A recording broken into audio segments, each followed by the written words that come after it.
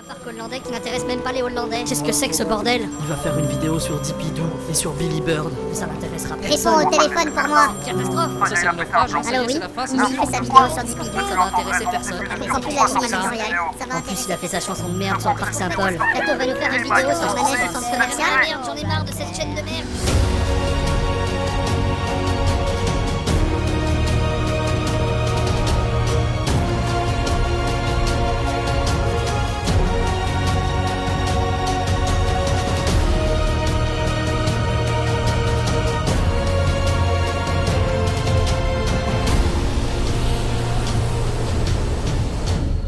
Allez là ça va être du sport. Ça va être du sport parce qu'avec cette vidéo on commence un gros trip. Un trip de 8 jours certes, mais pendant lesquels on a fait 14 parcs. Et tout ça en plus sans compter les Alpines. Un trip qui s'est étendu sur 3 pays différents, à savoir les Pays-Bas, l'Allemagne et l'Autriche. Et c'est aussi vrai que là on commençait très doucement. On commençait avec 2 parcs hollandais qui sont Dipidou Family Park et Billy Bird Park Emmelrijk. 2 parcs qui sont situés à une 50aine de kilomètres l'un de l'autre et que vous ne visiterez probablement pas si vous n'avez pas prévu de le faire, parce qu'ils sont situés respectivement à 30 km d'Efteling et 40 km de Toverland. Ouais, en général, pour les gens normaux, le choix est vite fait. Et oui, mais sauf qu'Efteling et Toverland, en l'occurrence, on les avait déjà visités. Personnellement, Efteling, je l'avais fait 2 fois en 1 an, et Toverland, je l'avais visité aussi l'année précédente. Et sachant qu'on avait aussi fait Walibi Holland quelques mois avant, bah c'était l'occasion de découvrir des trucs. Et quel truc, ouais.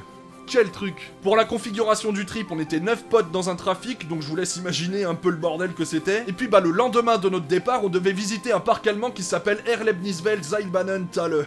J'ai réussi à le dire du premier coup. Et vu que ce parc est situé au centre de l'Allemagne, ça faisait quand même une bonne trotte depuis Lille, et ben on s'est décidé à couper la poire en deux. Et donc pour tout ça, à visiter 2 parcs hollandais l'après-midi même de notre départ, donc Dipidou et Billy Bird Park. Et Dipidou, bon, c'est vraiment sans intérêt, mais sans intérêt. Tandis que Billy Bird est déjà bien plus intéressant, pourquoi? Bah parce qu'il abrite une montagne russe écolo. Ouais, écolo. Il faut savoir que de ces montagnes russes écolo d'ABC Rides qui s'appellent les Tube Coasters et qui permettent d'économiser sur le poids des visiteurs dans le lift, et ben il y en a 3 dans le monde, donc une aux Pays-Bas à Billy Bird et 2 en Allemagne. Et même si c'est pas profondément bouleversant, on n'en rêvera pas la nuit, et ben ça reste quand même amusant à faire. Par quoi ça se traduit? Qu'est-ce que ça veut dire? Et ben je vais pas vous spoiler, je vais vous laisser tout de suite avec ce que j'ai monté et ce que j'ai photographié. Ce qu'il y a de bien avec les trips très gourmands en kilomètres, c'est qu'on trouve très souvent quelques parcs sur la route pour faire une halte et aller choper du crédit. En partance pour l'Allemagne, nous prévoyons un premier arrêt en début d'après-midi du côté de Eindhoven, aux Pays-Bas, et plus précisément à Dipidou Family Park. Au programme de crédit, et quel crédit? Ah là, y a pas à chier, on peut dire qu'on commence sur les chapeaux de roue. Quand c'est pas une pomme, c'est un Tivoli. Parlons de la constitution du parc. Il se divise en 2 parties, une intérieure avec quelques attractions pour gamins et une extérieure avec d'autres attractions pour gamins, disposées le long d'un lac, dont la plus impressionnante consiste en une petite free-fall. Les plus grands, quant à eux, pourront y faire du ski nautique.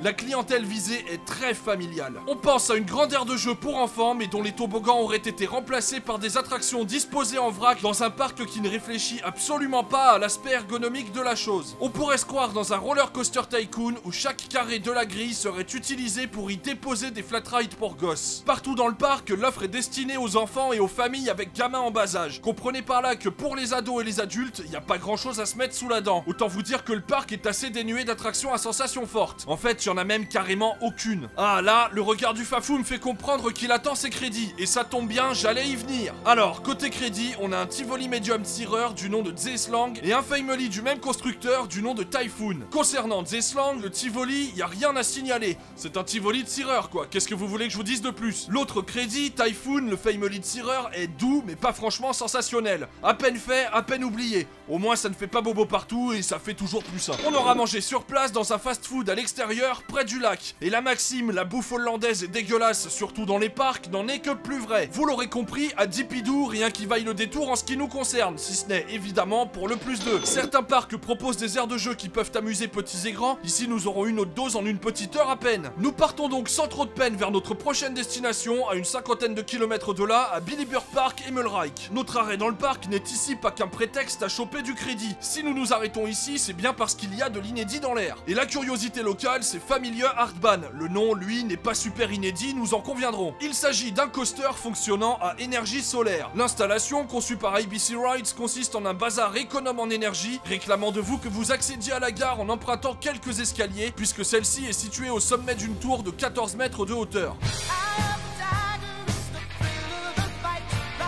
Une fois que nous grimpons dans l'engin, nous enfilons une ceinture de sécurité ventrale et avançons vers la première descente. Enfin, avant ça, nous traversons une longue ligne droite surplombant le lac du parc et dévalons enfin la descente, et ce tout en douceur. Vient alors un petit camelback avec un léger floating, puis un virage surélevé menant vers les freins de mi-parcours. La seconde descente nous mènera vers un nouveau virage ponctué par une petite bosse qui ne nous laissera malheureusement pas profiter de sa descente, puisque celle-ci, et oui, comporte les freins de fin de parcours. Nous descendons ensuite lentement jusqu'à la zone de débarquement et quittons le train avant qu'il n'entame à vide le lift pour rejoindre la gare d'embarquement. Ce grand 8 est donc très light, très court, le parcours n'est pas spécialement affriolant, ça demande un effort pour monter jusqu'à la gare, mais c'est plutôt rigolo une fois dedans. Et ouais, pour le coup, ça fait vraiment homemade, on dirait qu'ils ont conçu la montagne russe eux-mêmes et ça a du charme. On peut souligner la douceur du ride et son concept amusant, même si c'est vrai que, passé l'anecdote, on pourra dire qu'il n'y a rien de nouveau sous le soleil. Et dans le reste du parc, contrairement à Dipidoo, on s'est bien amusé. Le parc est même plutôt agréable. On peut pas franchement dire que ce soit un parc d'attractions traditionnel, c'est une zone de détente, de jeu, le tout conçu pour la famille. Mais entre les installations gonflables, les petites conneries artisanales, des trucs qu'on comprend pas comment ça marche, genre ce truc-là, espèce de splash battle étrange dont on aura tourné les manivelles dans tous les sens sans jamais vraiment comprendre comment ça marche, un harakiri également, j'en passe et des meilleurs, et ben avec tout ça, on a réussi à passer une bonne après-midi dans ce parc. Parce que Billy Bird propose des choses simples mais qui font toujours mouche. Allez, faites pas genre ça vous fait pas marrer les installations gonflables, hein, parce que ça fait toujours marrer tout le monde ça, et ce quel que soit l'âge. Et puis pour les plus téméraires, on peut même se baigner dans le lac qui borde le parc. Mais bon, là il fait 15 degrés, donc je pense qu'on va laisser ça aux Hollandais, hein.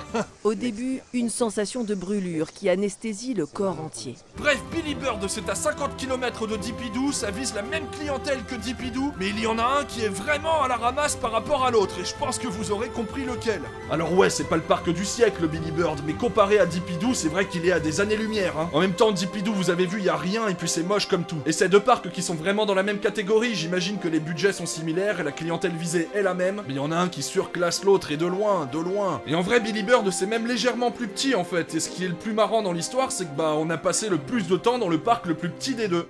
Oh putain le soleil. Alors évidemment vous ne resterez pas toute la journée à Billy Bird, c'est une évidence. Mais pour vous donner un ordre d'idée, à Dipidoo on est resté même pas 1 heure, et puis après on s'est dit faut qu'on se casse, c'est nul à chier. Et puis bah à Billy Bird on est resté 3 heures. Et 3 heures sans s'ennuyer, alors qu'objectivement il y a pas grand chose. Mais le peu de choses qu'il y a, bah ça nous donne envie de rester et d'essayer des trucs. Parce que ouais, il y a plein de petites activités artisanales, pas mal de choses qui se font à la force des bras. Très peu de choses qui soient intégralement mécaniques en fait. Parce que même si tu veux faire le grand 8 de Billy Bird, bah va falloir donner un petit peu de ta personne. Moi je veux faire la montagne russe écolo moi. Et c'est cet aspect un peu route, ce qui rend le parc assez sympa. Et vous allez voir que pendant ce trip, on va tomber sur un autre parc qui s'appelle Freizeit Park Ruhpolding, et qui là, dans la même catégorie, supplante complètement ces deux-là. Ruhpolding, c'est très au-dessus de Dipidoo, et bien au-dessus aussi de Billy Bird. Comme quoi, il n'y a pas que dans les parcs conséquents ou de taille moyenne qu'on peut être surpris, même dans les tout petits parcs, on peut être surpris. Non, franchement, si vous avez un petit peu de temps à tuer, et que vous êtes avec des potes entre une visite d'Efteling et une visite de Toverland, bah n'hésitez pas à visiter Billy Bird. En plus, vous avez vu, il y a une petite plage dans le parc, et vous pouvez vous baigner s'il fait bon, tranquille.